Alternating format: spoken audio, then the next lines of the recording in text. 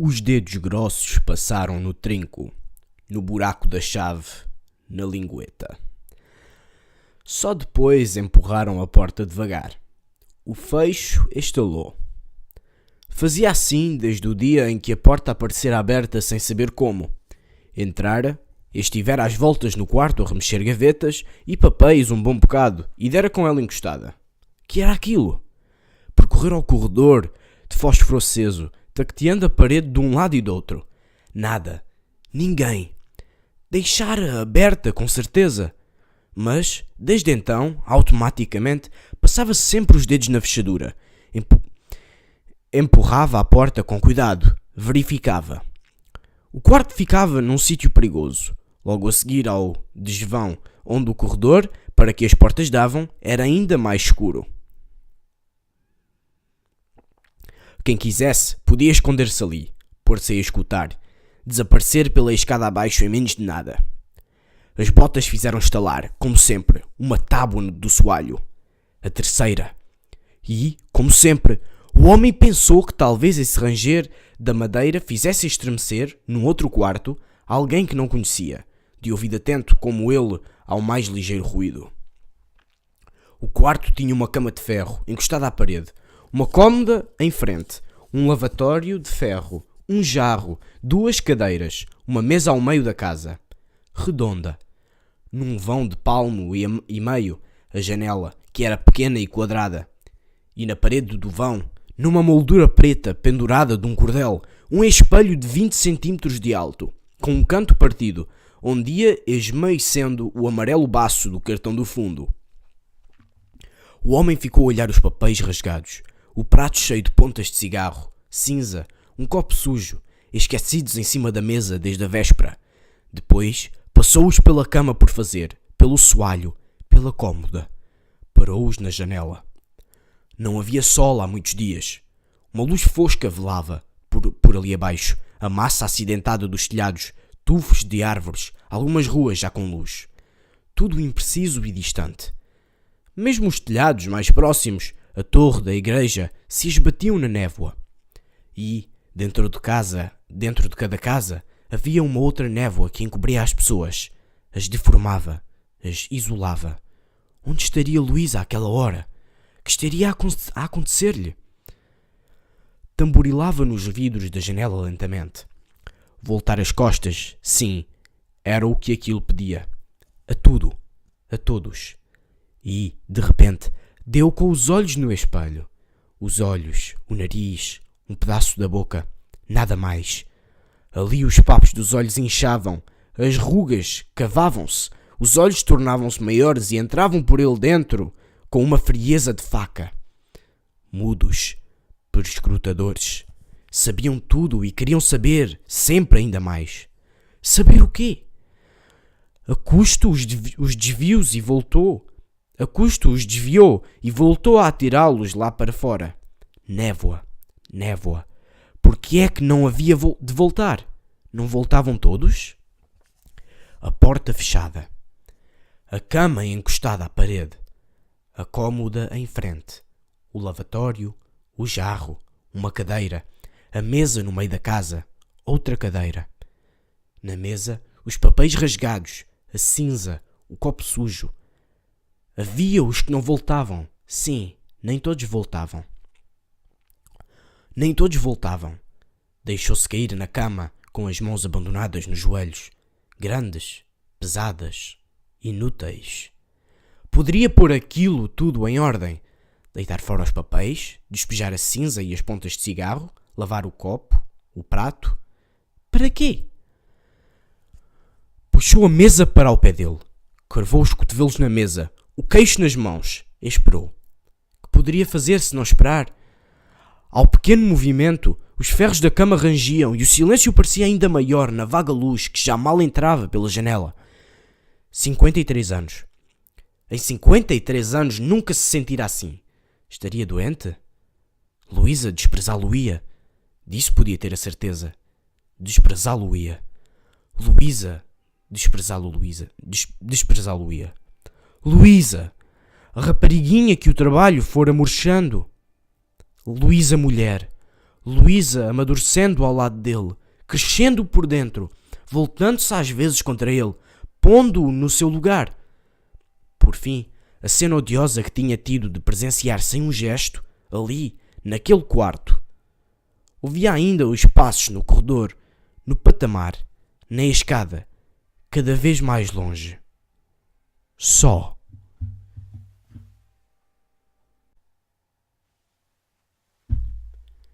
Agora estava só. Fugia às conversas. Fechava-se no quarto mal saía do trabalho. Tremia das portas abertas e dos estalidos da madeira, diminuído, ridículo. Disso também tinha a certeza. Era ridículo. Mas deixava-se ficar com os cotovelos na mesa, o queixo nas mãos, fitando os papéis rasgados, a cinza, o copo sujo, sem coragem de ir ter com o Edmundo, apesar de saber perfeitamente o que poderia acontecer ao Edmundo. Que é que ele sabia? Talvez exagerasse. Exagerava. É claro que exagerava. De um dos quartos ao lado veio barulho de gente. Uma porta que se abre e que se fecha. Uma voz de homem, grave, quase pastosa. Uma voz de mulher. Susana. A voz muito clara de Susana. Aqui, filho, põe aqui a tua roupa. Um pequeno ruído de qualquer coisa que rebola para o chão. A rangedeira de uma cama de ferro. Silêncio. Empurrou a mesa e levantou-se. Estaria mesmo doente? Deitou água no lavatório com extremos de cuidado para que a Susana e o homem não soubessem que ali estava. Chapinhou a testa, os olhos, sobretudo os olhos. Se estivesse doente, explicava-se que não fosse a lado algum durante uns dias, nem mesmo à oficina. Ninguém tem culpa de cair doente, pois não? Mas o Edmundo? Havia de faltar ao Edmundo? Mentir ao Edmundo? Despejou a água e deixou-se outra vez cair na cama. Estendeu-se ao comprido com cuidado para evitar a barulheira dos ferros. Acendeu um cigarro. Outro cigarro. E outro. Ouvia agora distintamente o que o homem dizia ao lado. Um ruído fresco de água lançada de alto. Um encontrão numa cadeira. Risos. Novamente a porta a abrir-se e a fechar-se.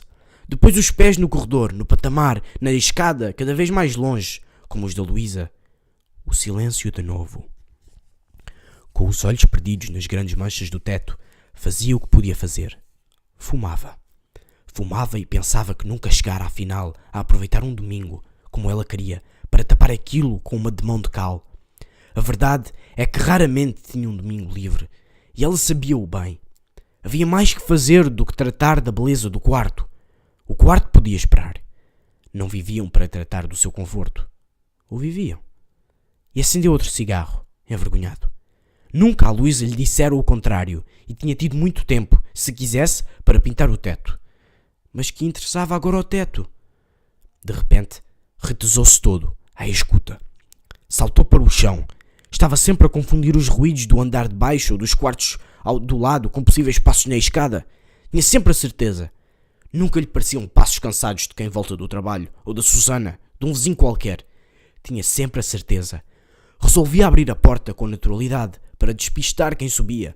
Enfiar pela escada abaixo a correr, sem dar a tempo a verem que era ele que descia, escapar-se. Mas não arredava pé, colado à porta, com o coração a bater no pescoço, a mão grudada à fechadura. E era sempre afinal alguém para outro andar, para outro quarto, alguém que tinha de descansar nos patamares. Um velho, alguém doente. Que pensaria Luísa? E o Edmundo? Que seria do Edmundo se o visse num momento destes? Pensar. Era preciso pensar. Serenamente. Friamente. Deixar em paz os ruídos da escada.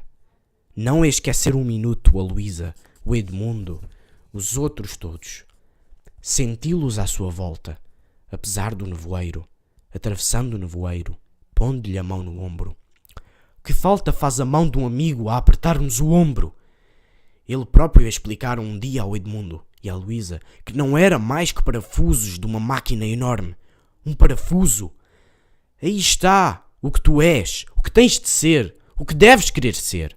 A Luísa rira de comparação infeliz. Um parafuso não pensa, não resolve nada. Pois não. Mas que seria de uma máquina a que faltassem parafusos? O seu mal era precisamente pensar demais, não ficar no seu lugar, querer ser mais que um parafuso. Parafusos e não meninas sentimentais, pensou com profundo desgosto de si mesmo. Parafusos, apenas.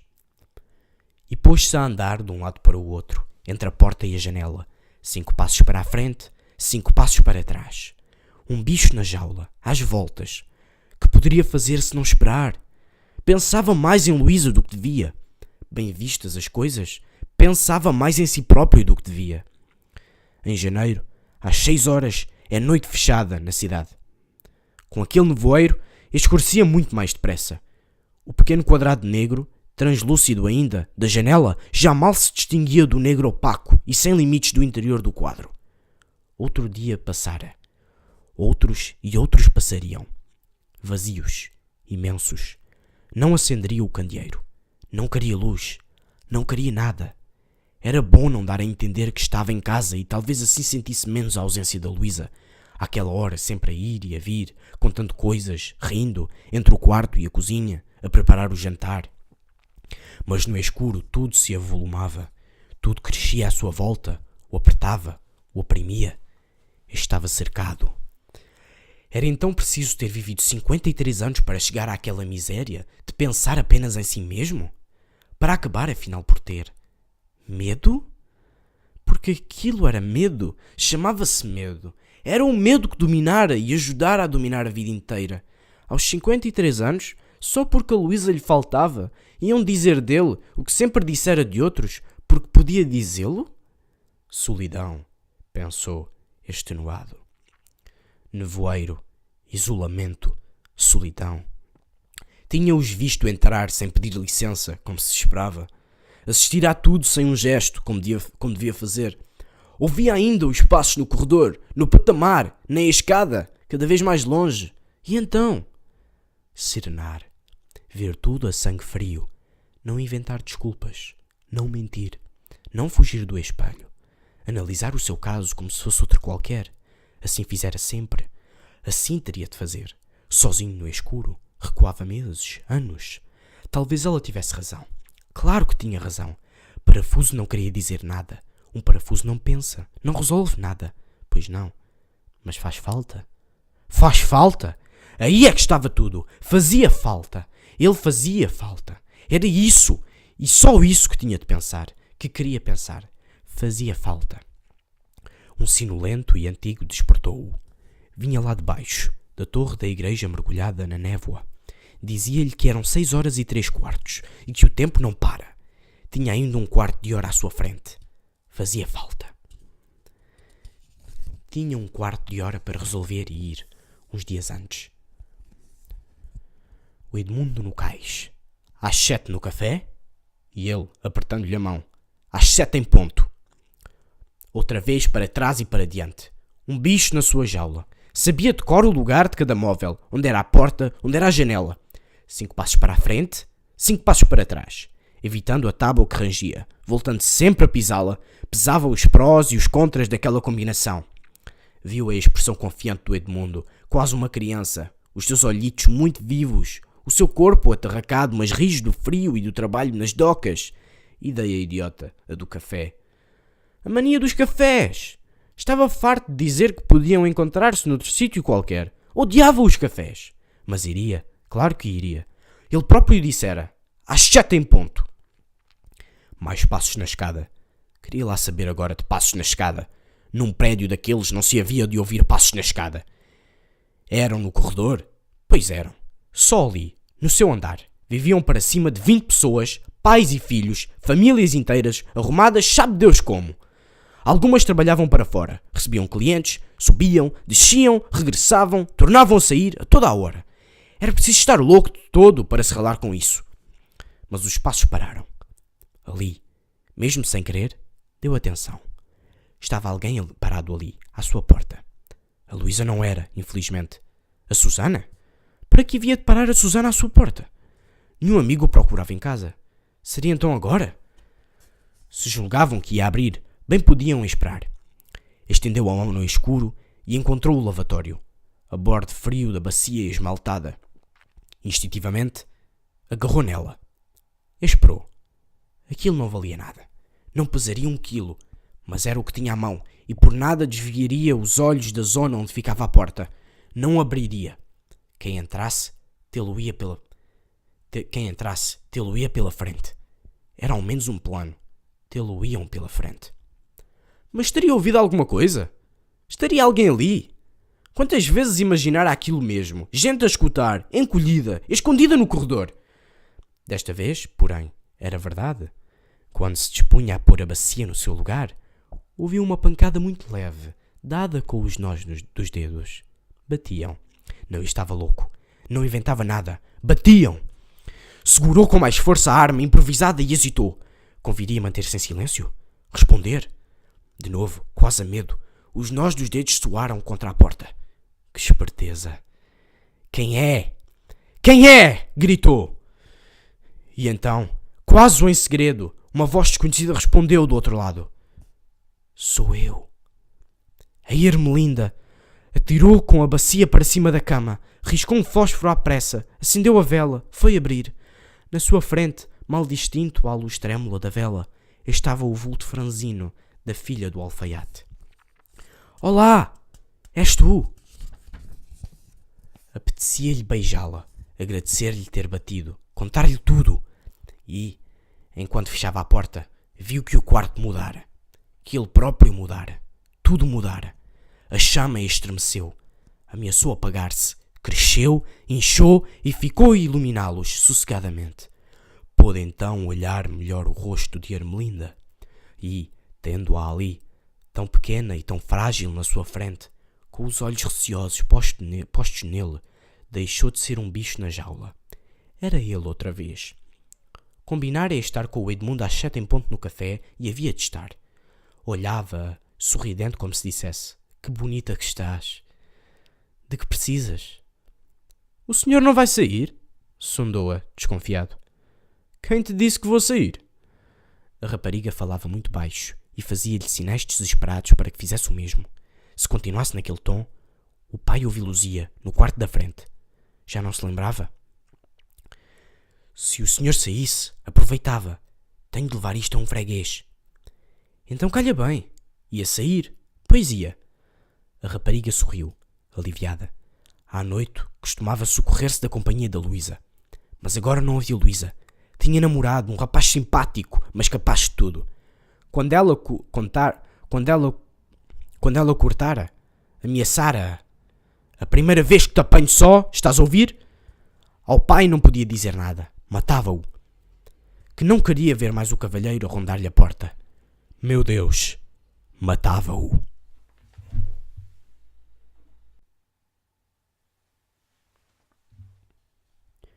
O homem olhava aquele rosto esguio e muito pálido. Toda ela era assim, muito esguia, muito pálida, já curvada de passar o dia inteiro agarrada à costura, uma figurinha frágil que dava gosto de proteger. Vamos, disse ele, pegando no boné e estendendo a mão para apagar a vela. Mas um dia é preciso contar essa história ao teu pai. Ah, isso não! Ainda gostas dele? Eu não. Com certeza. Acho que não, sei lá. Desceram a escada, calados, numa doce cumplicidade. Se ela soubesse o bem que lhe tinha feito, se ela soubesse o que sentia. No fim da escada, o homem parou, sem saber bem que faria se houvesse uma surpresa. Vai tu à frente. A Ermelinda saiu, de braço muito estendido para não roçar com a caixa pela porta.